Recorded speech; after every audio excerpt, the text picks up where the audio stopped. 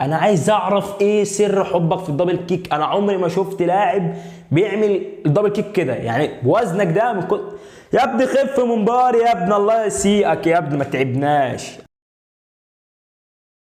بونجور، السلام عليكم بيكم في حلقه جديده من ملعب الموت. ده كده اسفين على الغياب اللي مستمر. احنا كل 10 ايام بننزل فيديو، وده معدل قليل جدا، وحق اي حد بيتفرج علينا وبيعمل اشتراك للقناه وبيشوف فيديوهاتنا اللي احنا نقول له اسفين على الغياب.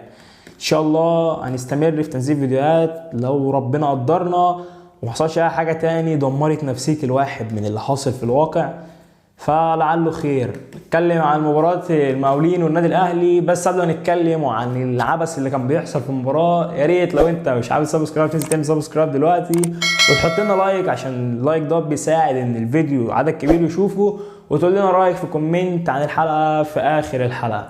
واي لينك من اكونتات السوشيال ميديا الخاص بيا هتلاقي اللينك بتاعها تحت في الديسكربشن. يلا بينا.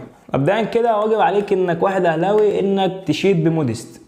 اشيد بموديست عشان خاطر اداء؟ لا، غلطان ومش مصحصح. تشيد بموديست عشان موديست بعد ما لعب 90 دقيقه خلاص هو خارج. نوي كان عامل اوردر من باين عند عز المنوفي وبتاع، وعامل من عند بحه بتاع السمين، قال له كنسل الاوردر، انا النهارده مش هتعشى سمين وفت، انا لاعب 90 دقيقه، انا رايح اكل زبادي. موديست خلاص بدا من النهارده هيعمل دايت. مفيش موديست بتاع اللي عنده جناب مرارات ده، مفيش منه تاني خلاص، ده وعد. هو قايل كده وقال انا خلاص طول ما بدات العب وبتاع انا هلتزم على دايت. موديست المهاجم اللي احنا جايبينه عشان خاطر هو مهاجم، هو مش مهاجم. موديست اللي بيعمل عمايل انا لغايه دلوقتي مش فاهمها. النهارده جمهور الاهلي بيقول لك موديست ظاهر وبيستلم وبيسلم. طب انا معاك، هو انا جايب لاعب عشان خاطر ايه؟ جايب لاعب عشان خاطر يستلم ويباصي؟ اي لاعب هيلعب في نادي هيكون بيعرف يستلم، مش للدرجه يا جدعان. انا مش شايف موديست بيأدي وظائف المهاجم اللي انا جايبه عشان خاطرها. انا بشوف موديست اغلبيه الوقت سارح بره ال 18، وغير الوقت اللي بيبقى في ال 18 هو فيه ما بيكونش مشكل خطوره على الجول. يعني في كوره جات له وهو باين المفروض يلعب الدماغ او يستلمها، راح عاملها دبل كيك. انا مش عارف ايه سر حبك للدبل كيك. انت من ساعه ما جيت تعال عدهم لك، عملتها قدام الاسماعيلي باين، الكوره ما لمستكش، ما جاتش جنبك اصلا وطلعت. عملتها قدام سان داونز، الكوره ما جاتش ناحيتك. النهارده بتعملها كرم من ربنا، الكوره لبست في وش رجلك، راحت طايره فين؟ في المدرجات. رغم ان انت لو مهاجم عندك عقليه مهاجم زي اللي احنا بنشوفها كنت مع بروسيا دورتموند وكده، استلم الكوره معايا حد ان انا استلم الكوره اعمل قلق كنترول وببطن رجلي احطها في زاويه، او اللي انا رايح الكوره اللاعب جاي من تحت. عندي كذا حل بدل ما انا اخرج الكوره بالشكل ده. منك هتكسب ثقه جمهور وهتكسب ثقه لنفسك انك مسجل جول، هيفرق معاك. لكن انت مصمم، انا مش عارف دي دماغ ايه؟ كولر متمسك بيك ومديك 90 دقيقه كلهم، ده مش حبا فيك ولا احنا عارفين كولر مديك 90 دقيقه ليه، ولا كان بامكانياتك وانت عندك امكانيات وبتاع. هو مش عايز كده. احنا بعد ما شفنا الفشل لحد ما ان الصفقه بتفشل، قال عايز يقول بمعنى صح لا انا الوكيل بتاعي ما جابش صفقه فاشله، وبيديك ال 90 دقيقه وخارج من ال 90 دقيقه دورك كمهاجم انت ولا ساهمت في جول ولا جبت جول، واغلبيه الوقت انت ما كنتش مشكل ايه ما كنتش مشكل خطوره على ابو السعود. فالباك محمد هاني جاب جول وانت ما جبتش. عايزين النهارده برضو زي ما بنتكلم عن موديست واداؤه ان هو لحد ما في الهجوم، احنا مش هنقول موديست بتاع يعني بتاع الماتش اللي فاتت، هو مع اللعب اكيد بيجي، بس انا برضو شايف ان في واحد بره على الدكه زي صلاح محسن دوت، لو واخد فرصه والثقه بتاعته وكلام والله العظيم ما كلام، لو صلاح محسن الثقه بتاعته رجعت له تاني وزي ما كان مع انبي، انت مش هتحتاج ان انت تدور في الهجوم. صلاح محسن لو واخد ثقه ورجع لمستواه زي ما كان بيرستاو كده، خلاص بيقول انا همشي، وخد ثقه، ودينا شايفين بيرستاو من احسن لعيبه النادي الاهلي. صلاح محسن كذلك لو خد فرصه ومع الثقه والجمهور، ونبطل احنا كجمهور النادي الاهلي نسلم اللعيبه بتاعتنا وخاصه المهاجمين للاعلام زي ما عملنا مع محمد شريف ومع وليد ازارو. وزي ما شايفين دلوقتي وليد ازارو اللي احنا كنا بنقعد نقول ايه تاني بننحت فيه، دلوقتي وليد ازارو هداف الدوري الاماراتي، ودلوقتي بنقول يا ريت ازارو موجود بدل اللي عندنا ده. فاحنا نحاول على قد ما نقدر كجمهور النادي الاهلي نهدى شويه على اللعيبه، ما نسلمش اللعيبه بتاعتنا للاعلام، لان دوت اكيد بيأثر في نفسيه كل لاعب. وفي الاخر نرجع نقول يا ريتنا ما كنا عملنا. عايزين برضو نتكلم عن طاهر محمد طاهر. طاهر محمد طاهر الهاف اللي نازل النهارده، نازل من على الدكه متعطش كوره، جاي بيقول لك ايوه يا عم انا المفروض تبقى حاططني في الحسبان، وعلى الاقل لو مش هتلاعبني اساسي تنزلني في الشوط الثاني او تعمل خليني تبديل وهكون ورقه رابحه ليك. طاهر محمد طاهر اللي بيقدم اداء فوق الممتاز، وزي ما شفنا هو خد مان اوف ذا ماتش. طاهر اللي كان بيعمل النهارده اداء بنقول اداء كويس، مش كويس لحد ما يعني، اداء فوق الكويس او فوق الجيد. اداء من طاهر بيستلم كرات، بيغير الملعب، بيخش جوه ال 18 بشكل خطوره. بنشوف ان هو حتى من بعد ما طلع قفشه طاهر لعب مكانه صانع العاب، وكان بيأدي في اي مكان بيلعب فيه في الملعب كان بيأدي، عكس الهاف الثاني احمد عبد القادر. احمد عبد القادر اللي هو خلاص انا مش جاي معايا لعب، كل كوره انا بختار الصعب، انا مش عايز العب للفريق، انا عايز العب لنفسي. هعمل ايه اللي انا هعمل فين تعدي بالكوره، بيعمل عمايل دوت مش لاعب اللي انا فعلا بجد يعني بجد والله. انا كنت ابقى اظلم واحد زي رضا سليم اللي ربنا يقومه بالسلامه لو كنت لعبت احمد عبد القادر عليه.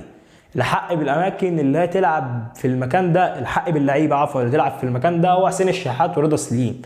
احمد عبد القادر لو فضل بنوعيه دماغه ديت والفكر بتاعه ده ما يلعبش في المكان. عبد القادر النهارده نزل كل كرة بياخدها انا عايز ارقص، عايز نفس الحركات اللي بيعملها، مش بيساهم مع الفريق. وفي الوقت ده انا اكتر واحد محتاج لعبد القادر، زي ما عشان احنا عارفين اصابه رضا سليم مفيش في المكان ده بقى غير حسين الشحات وعبد القادر، وباقي اللاعب كريم فؤاد. لما اتبدل كريم فؤاد لعب في المكان، شفنا كريم فؤاد ما كانش ظاهر في المكان كويس لان كان في ضغط كبير جدا من لعيبه الموليد، والكوره اغلبيه الوقت ما كانتش مع النادي الاهلي، عشان كريم فؤاد اتبدل في اواخر الشوط الثاني. وكان ساعتها دوت ابتدى كابتن شوقي غريب ان هو يقدم كره هجوميه ويضغط، خلاص انا عايز الماتش بيروح مني انا خسران 2. فعشان ما نحكمش برده على كريم فؤاد في المكان ده، هو ما جاتلوش كره كتير بمعنى صح. عايزين بقى نتكلم عن مارسيل كولر. كولر اللي كان بادئ الماتش برده انا مش شايف الكره بتاع كولر من اخر 4 ماتشات اللي هم لعبهم في السوبر الافريقي، مفيش كوره بتاعتنا اللي احنا متعودين عليها، مش دي الكوره اللي احنا بنشوفها من كولر. في حاجات في التكتيك ايوه انا معاك ان هو ماشي، في انا مريح لعيبه كتير وده مش كل التشكيله الاساسيه اللي بلعب بيها، بس في حاجات كتير في التكتيك متغيره. يعني انا دلوقتي بعتمد على امام عاشور ان هو في الكرات الطوليه، امام بيجي لي بيرفع عينه بيروح عامل كره على الهاف هنا او هاف هنا، اغلبيه الوقت الكره بتيجي لامام، دي مهام مكلف بيها امام. فانا مش عارف ده احنا نفضل متعاملين على كده. انت لو حد مسك الهافات بتاعتك وخلاص انا حفظت طريقه اللعب، انت كده هتخسر التكتيك اللي انت نازل بيه. فيا ريت كولر يرجع يورينا الاداء بتاعه والكره اللي احنا كجمهور النادي الاهلي بنحب نشوفها، عشان بالاداء ده الواحد ما يتبشرش اللي احنا هنعمل حاجه في كاس العالم للانديه. وزي ما شدنا باداء طاهر محمد طاهر لازم برضه نشيد باداء امام عاشور وكريم الدبيس. كريم الدبيس الباك ليفت بتاع النادي الاهلي اللي بيقول للكولر انا موجود، انا عندي امكانيات، انا ليا الحق ان تكون رجلي في الملعب حتى لو هتنزلني بديل. هو ايوه نعم بيلعب مكان علي معلول، بس اللاعب ده لو خامه طيبه يعني المفروض يبقى ليه رجل في الملعب، لو هتنزله بديل لاعب عنده امكانيات بسم الله ما شاء الله، سرعات، الكروسات بتاعته لحد ما متقنه، وبيرجع يقدم ادوار دفاعيه. اللاعب اللي بيقول لكولر بمعنى صح هريحك شويه في الحته دي ودور على باك ليفت براحتك، شوف انت عايز تجيب مين على الاقل من مهلك، انا موجود وهسد.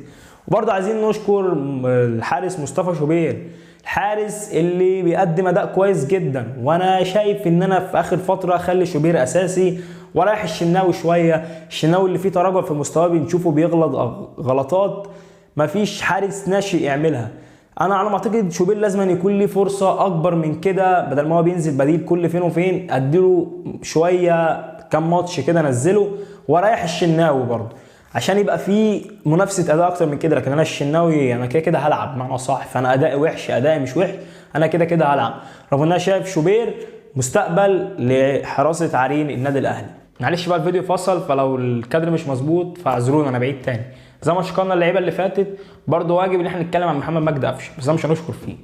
محمد مجدي قفشه البلاي ميكر بتاع الفريق اللي بيطلع كور غلط من رجله وبميس باس كتير، انا عديت له حوالي 6 أو 7 ميس باس في منهم كور كانت هتشكل خطوره جدا على النادي الاهلي، يبقى فيها مرتدات اللي هو رجوع الباكات محمد هاني وكريم الدبيس، خلصوا كذا كوره كانت ممكن الكور دي تحول لهجمات مرتده خطيره ويجي منها اجوان. يعني مثلا نقول ماكسيموم كان هيجي منهم جونين، هيبقى نتيجه 2-0 للمقاولين، فكابتن شوقي غريبه يخلي كل اللعبه بتاعته تدافع طول 90 دقيقه.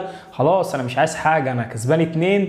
وكان هيبقى الاخطاء من محمد مجدي قفشه. فيا ريت حد او مارس كولر يتكلم مع مجدي قفشه في الموضوع ده. وحاجه تاني، يا ريت قفشه ما يلعبش الكرات الثابته، قفشه رجليه ضعيفه.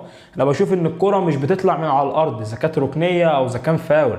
لو الركنيه الكره مش بتعدي القائم الاول، فيا ريت حد يتخصص في الركنيات والفاولات غير قفشه. كده تكون دي نهايه حلقتنا. بس انا قلنا نهايه حلقتنا، موديست اول ماتش لعب قصاد المصري مش الاسماعيلي، عفوا بس انا قلت حاجه غلط في الفيديو. كده دي تكون نهايه الحلقه. يا ريت لو الحاجه عجبتكم تعملوا لنا لايك وتقولوا لنا رايكم في كومنت. اشوفكم الحلقه الجايه، دمتم بخير.